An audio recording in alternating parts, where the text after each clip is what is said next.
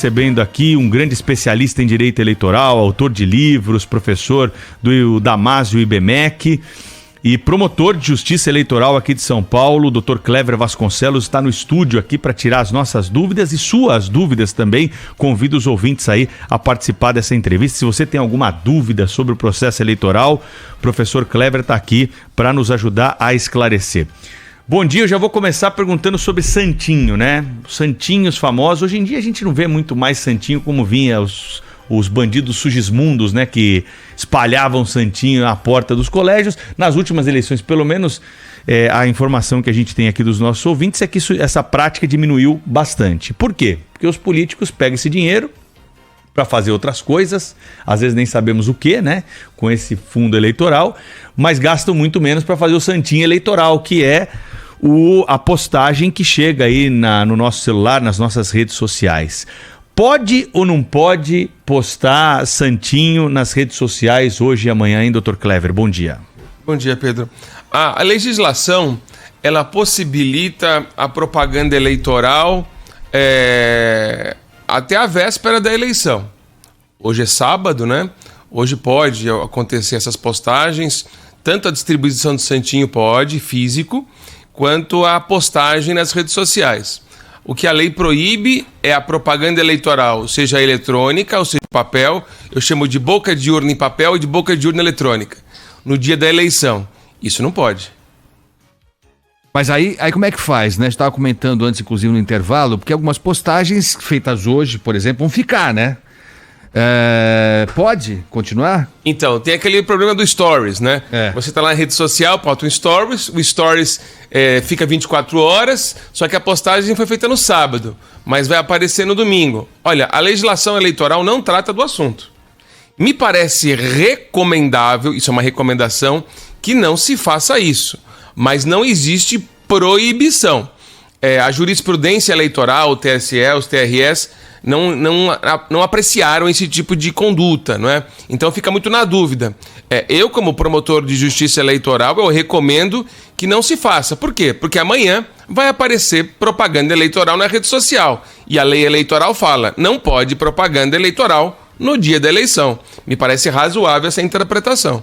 Mas é algo que está para ser discutido, não foi discutido ainda porque não houve tempo, isso é algo que certamente pode mudar? Não, porque todos os políticos não têm interesse em mexer nesse assunto, porque assim, né? a questão, todos isso bom, né? Mas é isso que eu ia falar, a questão do recomendável é muito, né, questionável, porque pode ser que alguém implique com outro candidato, mas até aí a propaganda dele já foi feita, já atingiu alguém que está naquela rede social, né? Olha, não tenho dúvida, Ana Paula, que amanhã isso vai acontecer. Eu até vou conferir, ver nas redes sociais se isso acontece, até por questão acadêmica, né? Mas certamente, o Pedro tem razão, ninguém vai tocar nesse assunto, porque certamente o Tribunal Superior Eleitoral vai dizer, tem que apagar o Stories. Olha, o meu WhatsApp hoje aqui é um horário eleitoral gratuito aqui, viu? Não, Rede de transmissão tá uma loucura. Olha, hoje... É o seguinte também, né? A gente tem visto, eu não sei se eu concordo, se os colegas concordam e tal, uma certa tolerância da justiça eleitoral. Acho que para evitar problemas, mais problemas que já temos, né? Só para citar um exemplo clássico, o presidente Bolsonaro tem feito tudo que pode e o que não pode. Saiu uma decisão agora recente de uma condenação que não vai dar nada, acho que R$20 mil de condenação, algo parecido com isso, por causa daquela reunião que ele fez com embaixadores, né, utilizando a estrutura do palácio, aquela coisa toda para fazer campanha. Foi essa a interpretação que a justiça deu. Não tem um pouco disso também? Na dúvida, melhor não arrumar confusão, porque assim, no limite, se de fato essas postagens seguirem amanhã, o que pode acontecer com o candidato? Ele pode ser impugnado, ele pode ser cassado, algo nesse tipo? Excelente pergunta. Nós temos aí dois fatos, juridicamente, que se adaptam à hipótese aqui. É o abuso do poder econômico ou o abuso do poder político. O que é isso? São situações que ferem o princípio da igualdade, que a gente chama paridade de armas. Nesse caso, se ficar constatado que a campanha eleitoral foi feita com abuso do poder econômico ou abuso do poder político, isso pode gerar cassação do diploma e até a cassação de mandato, em eventual ação de investigação judicial eleitoral. Já há casos na jurisprudência sobre esse assunto, onde a pessoa se valeu do abuso da propaganda eleitoral, foi eleito e perdeu o mandato. Aliás, isso é muito comum, diga-se de passagem. Então, todo candidato tem que ter esse cuidado para não cometer esse tipo de deslize a 24 horas antes da eleição. Então tá bom, então quer dizer, é bom não mexer aí. Mas enfim, mas como o senhor falou no caso das postagens aí, como não há uma decisão sacramentada, fica meio num limbo, né? O das postagens, sim. No Stories, né? No Stories, sim. Tem essa questão aqui. Mas se eu fosse candidato, eu vou confessar pra vocês, eu não arriscaria. A gente estava falando também sobre a propaganda nas ruas, né, Pedro? Isso, sobre faixas. No meu caminho eu não vi, mas o Pedro, o Agostinho relataram que viram faixa de candidato por aí. Canteiro Central. Adesivo em poste. Tudo isso já deveria ter sido removido? Olha, quando eu estava vindo aqui para a rádio de manhã, eu passei numa praça e vi um candidato com um sujeito com uma bandeira lá, colocada de forma fixa em um jardim público. Isso é ilegal. Isso é legal, porque o que a legislação eleitoral fala é o seguinte: pode bandeira, mas bandeira carregada por pessoas. Você não pode colocar aquele negócio de concreto que fica preso contra o vento, né? E aquela bandeira ainda que pequena, tipo uma bandeira promocional. Isso é proibido pela lei. Eu até recomendo que os eleitores que vejam isso evitem votar nesses candidatos, os candidatos que desobedecem à lei eleitoral, porque imagine só, se esses sujeitos são eleitos, se na campanha eles já fazem ilegalidade, imagine durante o exercício do mandato. Então é importante ter essa consciência. Isso é proibido. Isso é proibido. Pode bandeira. Bandeira carregada por pessoas. Agora, fixa em jardim, em ponte, em ponto de ônibus. Adesivo em poste. Isso não pode. Isso não pode. Isso suja a cidade. Isso é uma vergonha. Isso aí não pode. Tem que saber fazer campanha direito, né? Tem métodos de realizar campanha que são muito mais limpos e mais econômicos. Professor Clever Vasconcelos, se o eleitor quiser ir votar com a camisa de um candidato, com a camisa de um partido político, com a bandeira do partido político, boné, qualquer outro tipo de material em alusão a candidatos e partidos políticos, ele pode entrar na cabine de votação? Olha, essa é a pergunta que mais estão fazendo para mim durante essa semana. Perguntaram até se pode votar com a camisa do Brasil, a camisa do time, etc e tal. Olha, o negócio é o seguinte: pode, sem problema nenhum. Você pode votar com a camisa do seu candidato, com o boné do seu candidato. Não tem problema nenhum. O que você não pode é ficar plantado em frente à sessão eleitoral, à zona eleitoral, como se fosse um poste humano fazendo propaganda eleitoral. É sair da sua casa, ir para a sessão eleitoral, votar e voltar para casa. Agora, se você fica fazendo aglomeração, parado na sessão eleitoral, com a camisa, ainda que contenha o número do candidato, não tem problema nenhum, pode fazer isso. O que não pode é ficar utilizando você como pessoa eleitora para ser um totem humano em frente à sessão eleitoral, fazendo propaganda eleitoral no dia da eleição. Eu chamo isso de boca de urna humana, né? Tem um ouvinte perguntando sobre isso, mas em rede social, no caso do eleitor, não o candidato. O eleitor fizer postagens Boa e tudo pergunta. mais. Ele também se enquadra em alguma coisa? Amanhã, dia da eleição? Amanhã é proibida a propaganda eleitoral. E mesmo em rede social? Seja de candidato ou seja de eleitor. Propaganda nenhuma. Sabe o que tem também? Tem um pessoal espertalhão que acha que ninguém percebe. Eles deixam o carro adesivado parado na porta do colégio. Estacionou. Tá lá, estacionado. Mas foi na padaria tomar um café e deixou o carro ali, né? Nada, fica o dia inteiro lá. Essa pergunta realmente é muito boa. No caso, como é que vai provar que o carro está fazendo propaganda eleitoral ali, né? Fica difícil nós constatarmos isso do ponto de vista prático. Olha, ilegal não é, mas pode, dependendo da situação, gerar uma ilegalidade se o sujeito estiver colocando o carro propositadamente em frente ao colégio. É que nem o negócio da bola na mão na bola, né? Aí precisa ver a intenção do jogador, aquela conversa toda, né? Professor, deixa eu te perguntar, tem uma audiência qualificada hoje aqui, né? O doutor Evaldo de Araújo, que é médico, colunista aqui da Rádio Bandeirantes, está nos acompanhando, está gostando muito da entrevista, e ele pede para a gente abordar uma questão que esteve no noticiário nos últimos dias, a questão da gratuidade do transporte no dia da eleição, né?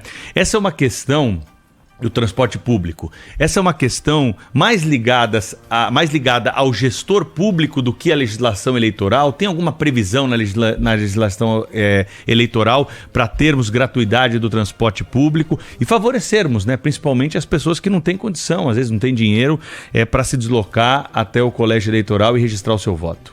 Tem uma lei específica sobre isso. A pergunta é muito bem pertinente para o dia de hoje. Tem uma lei específica sobre esse assunto. Olha, o transporte eleitoral gratuito no dia da eleição não pode ser concedido. O que pode acontecer é o seguinte, até o Supremo já disse, o TSE já disse isso no dia de ontem. O que acontece é o seguinte, havendo necessidade de transportar o eleitor, a Justiça Eleitoral pode requisitar o transporte gratuito.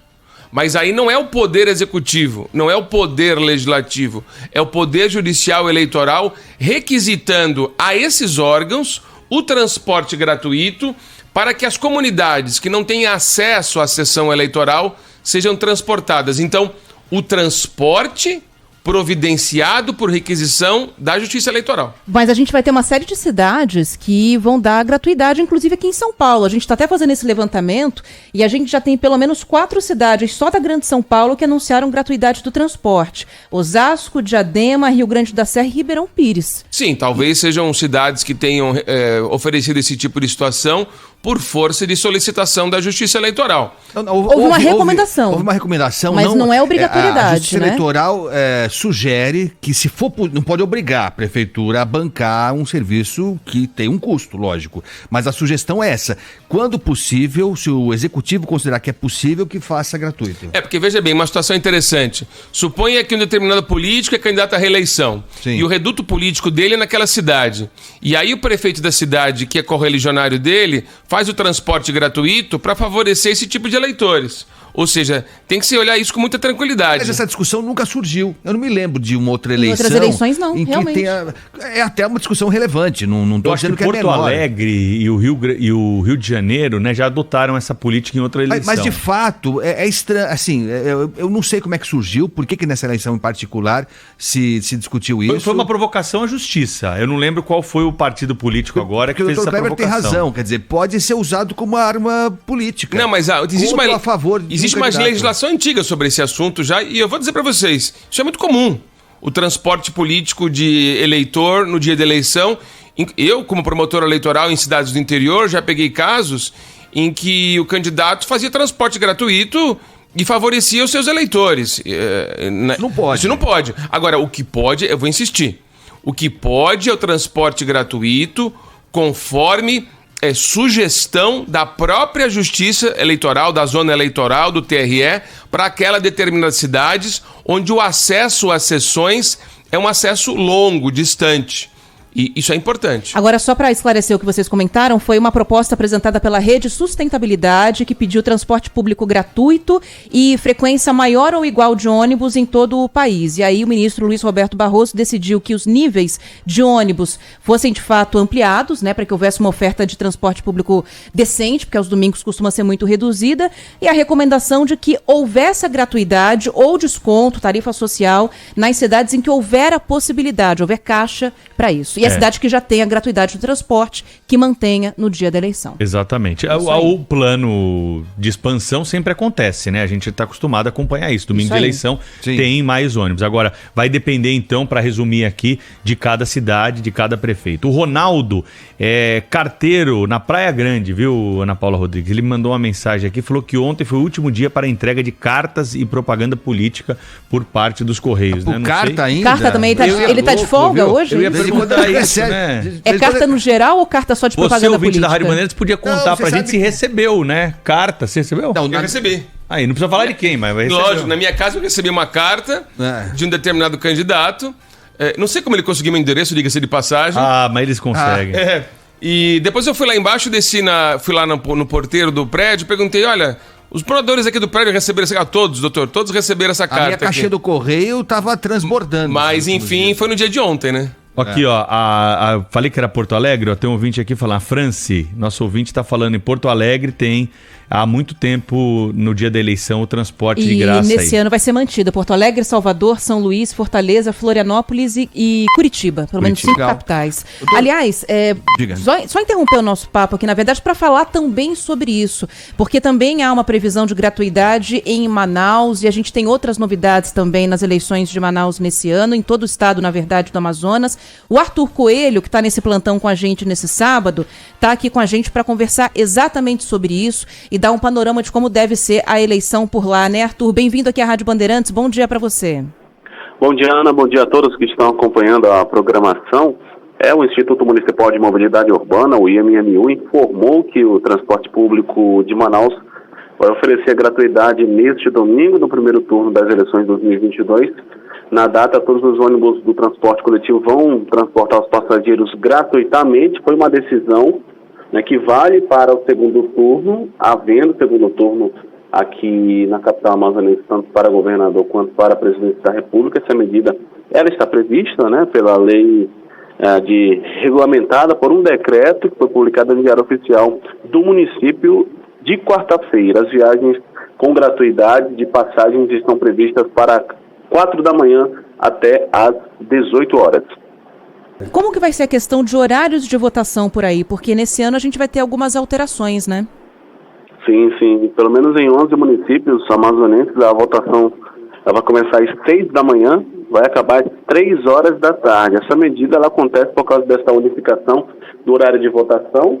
A previsão é que a divulgação dos resultados para todos os cargos seja iniciada a partir das 5 horas da tarde. E nos municípios de extremo oeste aqui do Amazonas, que seguem com o fuso horário do Acre, os trabalhos de coleta dos votos do eleitorado começam às 6 da manhã e vão até às 3 horas da tarde. São os municípios de Amaturá, Atalaia do Norte, Benjamin Constant, Irunepé, Envira, Guajará, Ipixuna e outras cidades também. Bom, então é porque esse ano a gente teve uma mudança e as cidades vão ter que se adaptar ao fuso de Brasília. E antes era o contrário, né? Brasília, a gente fechava as urnas no horário de Brasília nas cidades que seguem esse fuso e aguardava as outras cidades cumprirem o seu fuso normalmente. O Arthur, o professor Clever Vasconcelos estava falando com a gente aqui, né, sobre lugares remotos, onde a justiça precisa propiciar o transporte, precisa solicitar o transporte de pessoas, né? Se tem lugar remoto no Brasil, certamente o estado do Amazonas é um deles, né? Como é que é essa questão aí do transporte de urnas para comunidades mais remotas, né? A gente às vezes costuma acompanhar pela televisão a urna chegando de barquinho lá, né? Para a democracia chegar até a ponta final. Tem um levantamento aí no estado de quantas populações estão nessa situação aí? Quantas cidades recebem essas urnas dessa forma? Sim. Tem algumas cidades que recebem essas urnas do Tribunal Regional Eleitoral, que inclusive foi em 1º de janeiro que o Tribunal Regional Eleitoral começou a enviar as urnas eletrônicas para o interior do estado, alguns equipamentos que estão sendo usados neste pleito eleitoral. Tem algumas cidades aqui, as primeiras que eu fiz no levantamento foram São Gabriel da Cachoeira, Santo Antônio do Içá, São Paulo de Olivença, Benjamin Constant, nas regiões do Alto Rio Negro e também do Alto Solimões. São comunidades em que esse material, alguns chegam através de embarcação, outros através de condução aérea. Porém, muitas dessas cidades têm que ser através de embarcação. Bom, porque na maior parte do estado do Amazonas a gente tem esse tipo de situação, né? São poucas as rodovias e a gente tem aí uma situação diferente do restante do país. Caminhos hidroviários, o pessoal usa barco como a gente pega ônibus em São Paulo, né, Pedro? Você sabe que eu acompanhei uma eleição e me marcou muito, eu sempre falo dessa, porque é muito diferente, né? O Brasil é muito grande, né? E eu estava acompanhando uma eleição em Roraima, que é muito... o Brasil realmente é impressionante. E eu nunca vi tanto militar na vida. Nos dias que antecederam a votação, começou a desembarcar um monte de militar, porque de fato são lugares remotos, então o Exército tem uma presença muito ativa no transporte de urnas, é algo impressionante, é incrível. Por aí deve ter muito disso, né? A gente não vê por aqui, você não costuma ver os militares envolvidos, porque aqui há uma logística que facilita muito. Mas aí pelo norte é mais comum, né, Arthur? É comum a presença do Exército nesse período de eleição, no interior principalmente, como você citou, eles ajudam na questão do transporte das urnas para as cidades as mais distantes e também ficam presentes atuando na questão da segurança e presente nas escolas. Aqui na capital amazonense também a gente costuma observar vários militares nas escolas ajudando ali de alguma maneira, e é bem presente essa questão dos militares. O Comando Militar da Amazônia, inclusive, até estava falando, encaminhou uma nota à imprensa que estavam nesses preparativos e muitos já estão saindo aí para essa preparação, inclusive para o interior do estado. Todo o transporte dos militares já foi feito, só aguardando o dia de amanhã. Bom, vamos aguardar então, tomara que tudo dê certo, se encaminhe da melhor maneira possível. Você não vai votar às 6, né, Arthur? Você vota em Manaus, né? Voto em Manaus, aqui começa às 7 da manhã e vai até às 4 horas da tarde. Imagina ter que acordar 4 da manhã para ir 4h30, 5 horas para votar às 6. Tem gente que adora. Eu conheço um monte de gente que queria votar. Fica na fila? Que queria votar no dia anterior, se Hein, pudesse. Agostinho? Não tem gente que fica na fila? Para se livrar o quanto antes, né? Porque aquela ideia de querer aproveitar o dia. Isso aí. Você vota logo, não pega a fila e pronto. E vai para casa fazer um churrasco e acompanhar a apuração. É isso aí. Arthur Coelho, obrigada, viu, pela sua participação. Bom trabalho por aí, bom plantão para nós. Grande abraço. Valeu. Ana, no capítulo agora das curiosidades aqui, né, pro professor aí que é especialista no assunto, os índios, eles podem votar? Eles têm título de eleitor, professor? Isso, já tem decisão do TSE sobre esse assunto, né? O índio vota desde que saiba se comunicar pela língua portuguesa, né? É um dos requisitos para você fazer o alistamento eleitoral, falar a língua nacional, entender a língua nacional. Portanto, ele é um cidadão comum, como qualquer outro. Então, aquela questão da idade do voto obrigatório dos 18 aos 70, o índio... Não existe alistamento eleitoral ex officio, né? Você precisa solicitar o alistamento. Se o índio mora lá na tribo lá, e não vai ao cartório eleitoral se alistar, ele não vai votar. A mesma coisa do cidadão na cidade que não vai no cartório. O cartório não vai até a sua casa e falar, você está alistado hoje. Ele precisa se deslocar e lá juntar a documentação dele e, obviamente, ele tem que falar a língua nacional para poder votar. O voto é obrigatório para o índio. Já foi o tempo em que o indígena era tutelado e tal, se considerava ele inimputável, né? Tem gente que ainda acha que indígena não responde pelos atos, não tem que ser levado em conta, mas já foi essa época, felizmente. Sobre celular, né? Celular. Sempre houve essa discussão de não poder levar nada que possa registrar o voto para a urna, né? Você não pode levar uma câmera fotográfica, porque é aquela coisa, né, doutor, de se considerar que você pode acabar divulgando o voto que tem que ser sigiloso, e inclusive isso pode suscitar até venda de voto, tem um monte de coisa. Mas esse ano a questão do celular ganhou uma notoriedade maior. Como é que tá a história do celular na hora do voto? Então, vamos lá. Existe uma norma sobre isso. O artigo 91, parágrafo único da Lei 9.504 de 97, a Lei das Eleições, que desde 2009, eu vou repetir, desde 2009, proíbe celular na cabine de votação. Então, desde as eleições de 2009, isso é proibido. É que é o seguinte, hoje o celular, ele é internet, ele é máquina fotográfica, ele é filmadora e, eventualmente, ele é um aparelho telefônico. A grande verdade é essa, né? Então, o que a Justiça Eleitoral, o que o legislador, o que o Poder Legislativo determinou? Que não se comprometa a sigilosidade do voto dentro da cabine.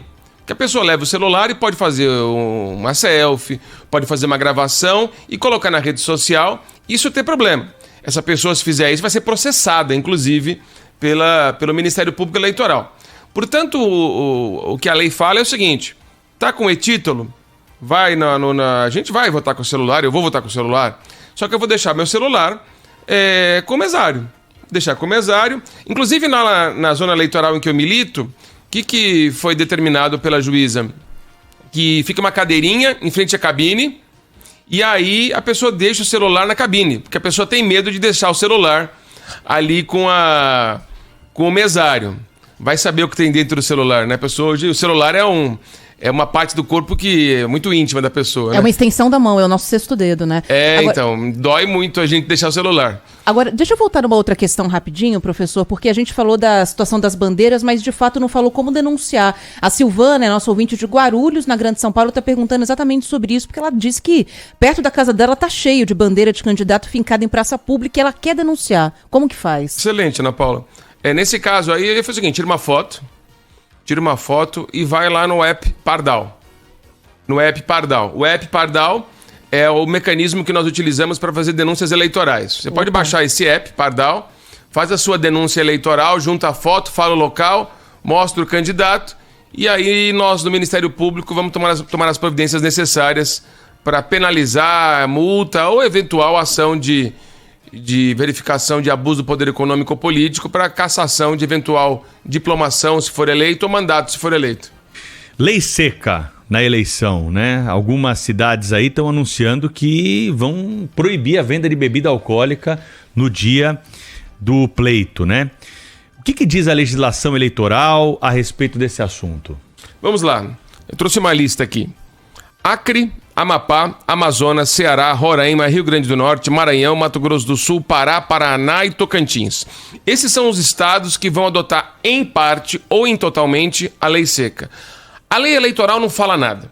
A lei eleitoral diz o seguinte: a venda de bebidas alcoólicas no dia da eleição fica a cargo da Secretaria da Segurança Pública do Estado.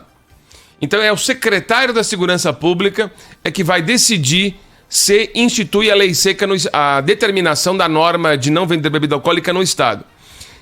Em São Paulo, no Rio de Janeiro, em Minas, enfim, em alguns estados, Bahia, por exemplo, eu não tive notícia disso. Eu tive notícia desses estados, que eu disse para vocês, onde na totalidade deles, ou em parte, haverá proibição de venda de bebidas alcoólicas. Agora você precisa consultar se no seu estado como é que está a situação. Por exemplo, aqui, Tocantins. Será que em Araguaína vai ter? Será que em Palmas terá? Então a gente precisa verificar como é que vai ser no seu estado a situação. São Paulo não terá. Não terá. A gente já não tem lei seca há muito tempo, né? Há algum tempo. Em São Paulo nós não teremos. E convenhamos, é uma bobagem esse negócio de lei seca, né? Não sei o que vocês pensam a respeito do assunto, mas isso não faz o menor sentido nos dias atuais. Claro, se o sujeito chegar completamente embriagado, tumultuando, ele vai, de alguma forma, ser penalizado, né, por esse ato. Ou ser convidado a ir para casa, descansar um pouco e voltar para votar depois. Qualquer coisa. Né? Agora, não é isso que vai interferir na vontade do eleitor, na lisura do processo. Porque você não consegue controlar isso, né?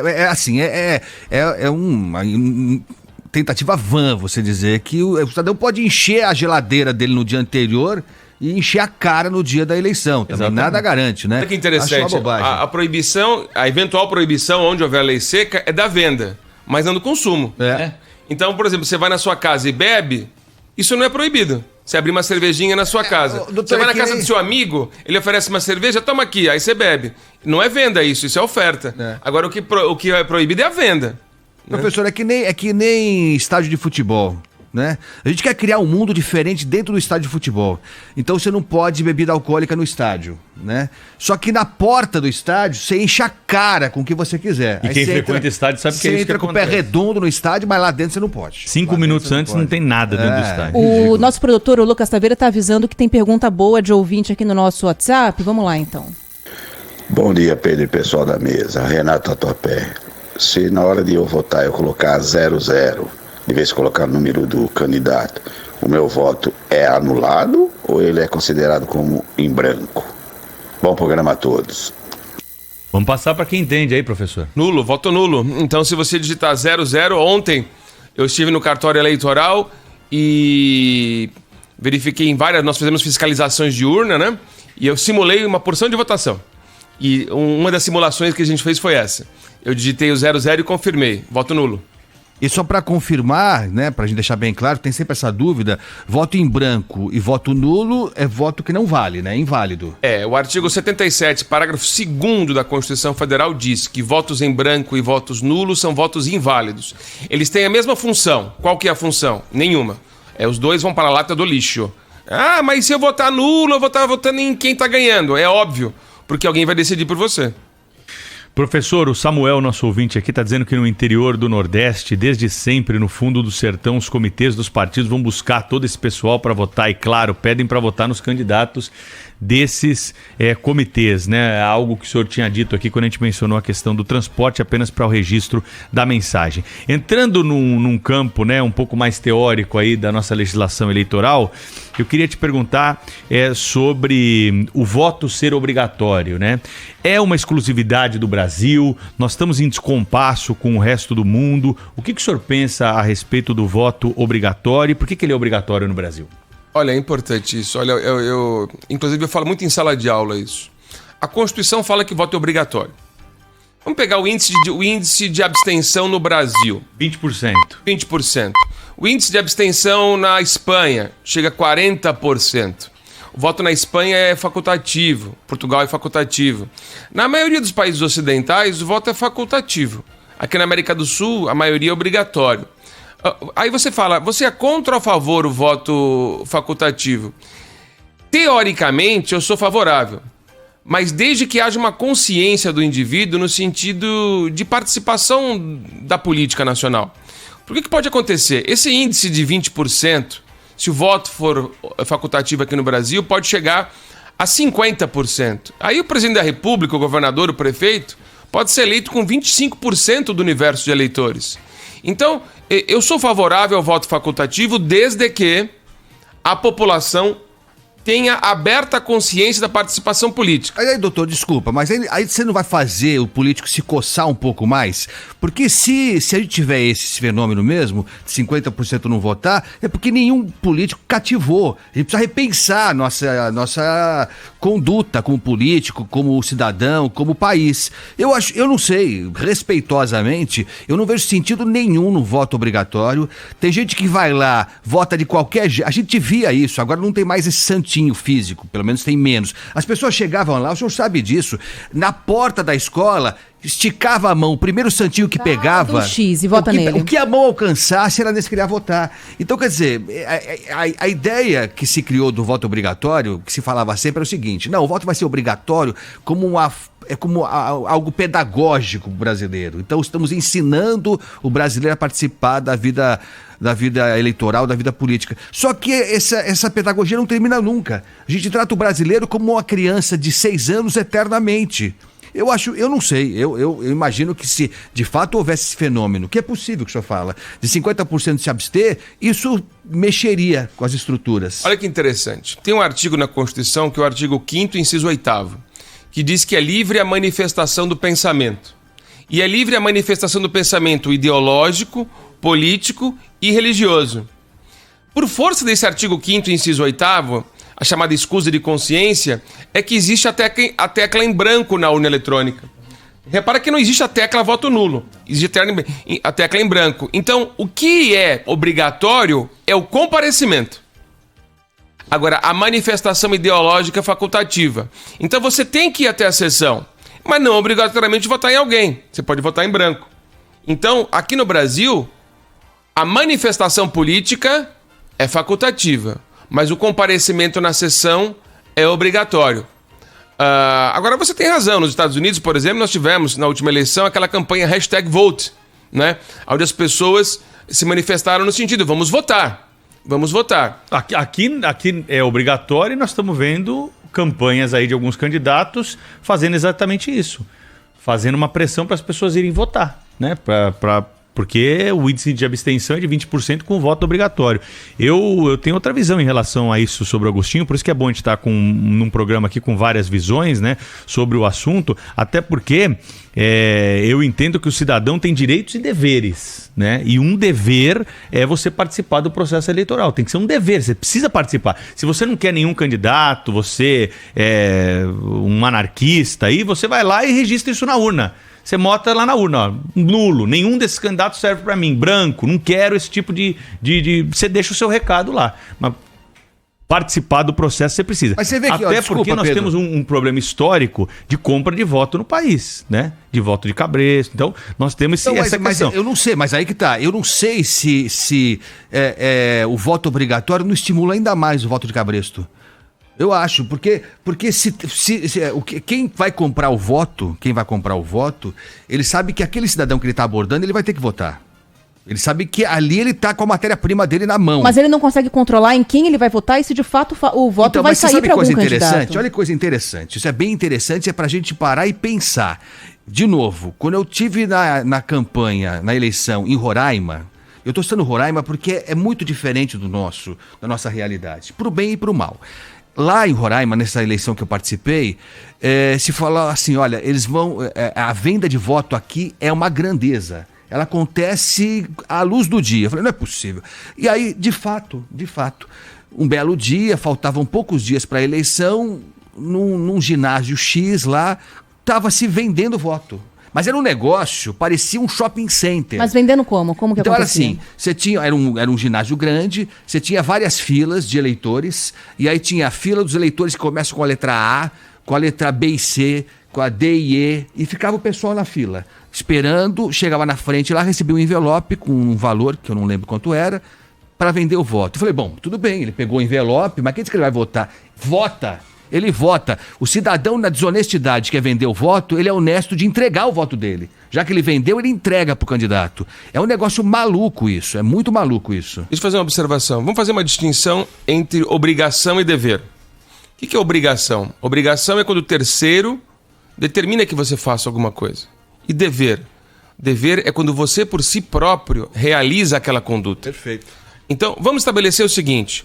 O voto é obrigatório? Me parece que a expressão é equivocada. O voto é um dever. Um dever porque o elemento humano do Estado é o indivíduo. Não existe Estado sem indivíduo. O Estado não é só o governo municipal, federal, estadual. O Estado somos nós aqui conversando. Então nós temos uma dívida com a sociedade. Porque também nós somos o Estado. E essa dívida com a sociedade é o seguinte, que nós nos manifestemos no sentido de constituir alguém que vai administrar toda a população. O voto é uma dívida social. Então eu encaro dessa forma. Só que essa dívida social deveria ser voluntária, não obrigatória. Mas nem todos têm essa consciência. Isso deriva de um caráter de evolução humana. Portanto, essa é a minha reflexão sobre o voto obrigatório como dívida social. Deixa eu ver que coisa interessante. É obrigatório, enfim, mas me parece que a Justiça Eleitoral fica tão constrangida com isso que quando a pessoa não vota, para ela ficar quit com a Justiça Eleitoral, ela paga um valor irrisório. Era R$3, né? 3 nos quebradinhos, né? É um valor irrisório. Então, assim, é obrigatório, mas se você não votar, fica tranquilo que você paga uma taxinha pequenininha e você tá... Então, assim, é estranho isso. Me parece que é um certo constrangimento. A gente obriga, mas quem não votar também, a gente dá uma sançãozinha desse tamanhinho. Existem muitas questões que são obrigatórias. O alistamento militar... Você ser jurado no tribunal do júri, nós temos também essa questão. Então tem situações em que a pessoa é levada a participar dos negócios públicos do Estado, né? Obviamente a questão da multa é uma multa irrisória, né? E tem que ser irrisória mesmo. Se fosse alta, causaria um constrangimento econômico muito grande. Eu acho que o instrumento é bom. O brasileiro... Do modo geral, a juventude, aquele de 18 a 30 anos, assim, ele comparece em massa na votação e o brasileiro tem contribuído. Óbvio. Cresceu 6% agora, nesse ano, o número de jovens de 16 a 18 anos. Agora, vamos pegar um dado. O Pedro falou aqui em 20% de abstenção. Se nós pegarmos os votos nulos e brancos, isso somado dá quase 40%.